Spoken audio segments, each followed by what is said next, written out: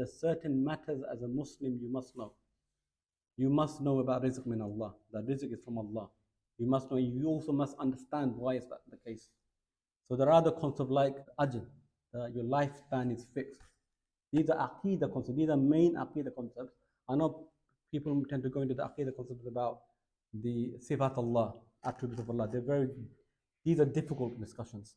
But this one, they should be clear. These are clear discussions that you should know about these. But yet, some people, they believe Allah is Ar-Razzaq, the provider, but yet they will do haram in order to get wealth. Some would just shave the beard just to get the job. These kind of things happen. Why? Because this aqidah matter was not understood properly. They've been affected by the reality. So rizq linguistically, it comes from the Arabic trilateral word, that razaqa, which means to give. Yeah, something that is given or portioned.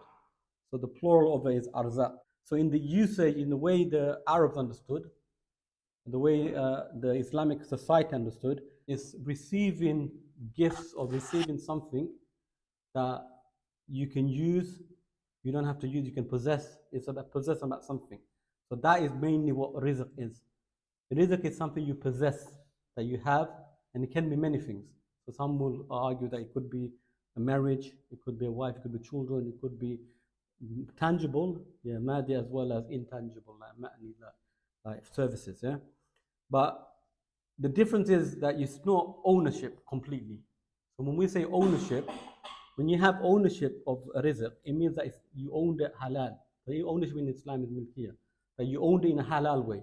Rizq, you can own it in a haram way. We understand that rizq is a gift from Allah subhanahu wa ta'ala. But it is you who's acquired it that makes it halal or haram. It's the way you acquire that make it halal or haram. So there's a hadith, Rasulullah said, were the son of Adam to flee from his provision as he flees from death, his provision will surely reach him just as death will reach him. Meaning that it's fixed. Meaning that it will come to you, regardless where you are. That rizq is given to you by Allah. So the question is, how do you attain it? And there's a statement of one of the Imam. Thief got caught out, and he asked the thief, why are you stealing from your rizq? Because you're going to get it. That rizq, that thing that you stole, that was going to come to you anyway. Allah has given it to you. What you should have been thinking about is acquiring it the halal way.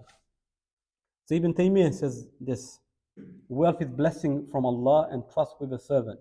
It is obligatory to manage it in ways that benefit oneself and others without deceit or harm.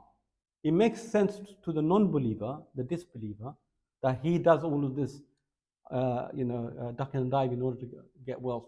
But the believer should not be like that, because he knows Allah is the one who provides, and therefore Allah is the one who's giving it to you. But where you acquiring it is by haram.